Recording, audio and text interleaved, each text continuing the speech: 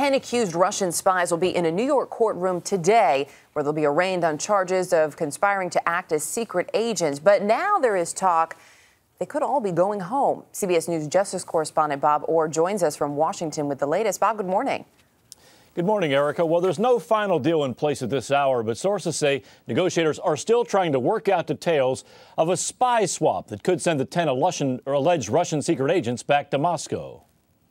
It may have been a precursor to a prisoner exchange. 3 of the alleged spies arrested in Virginia and 2 others picked up in Boston have now been transferred to New York. They'll appear later today in court with their 5 fellow defendants, including Anna Chapman, who has become a tabloid sensation. First word of a possible spy swap came from this imprisoned Russian scientist.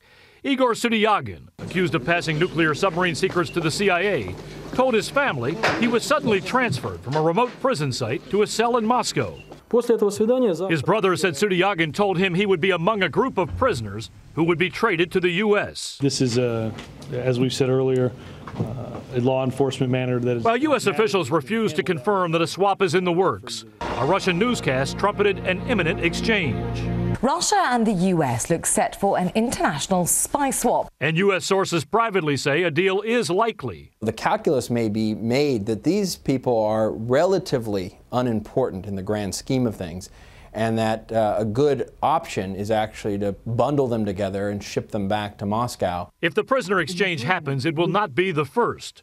At the height of the Cold War, American U-2 pilot Francis Gary Powers was traded for an imprisoned KGB spy in a handoff on Germany's Glienicke Bridge. And 25 years later, Soviet dissident Natan Sharansky and 3 others walked to freedom over the very same span when the West released 8 communist spies.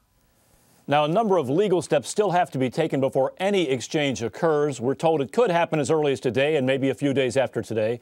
And sources say U.S. officials want at least some admission of guilt from the suspects before they go. Erica?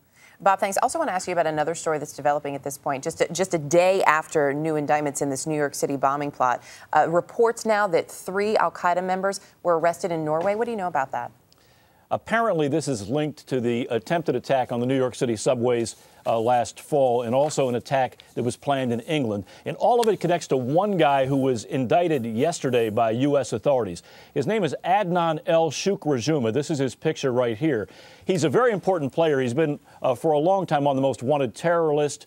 There's a $5 million bounty on his head. But here's the key thing. He used to live in this country. He's very familiar with the West. He knows what our culture and our customs are all about.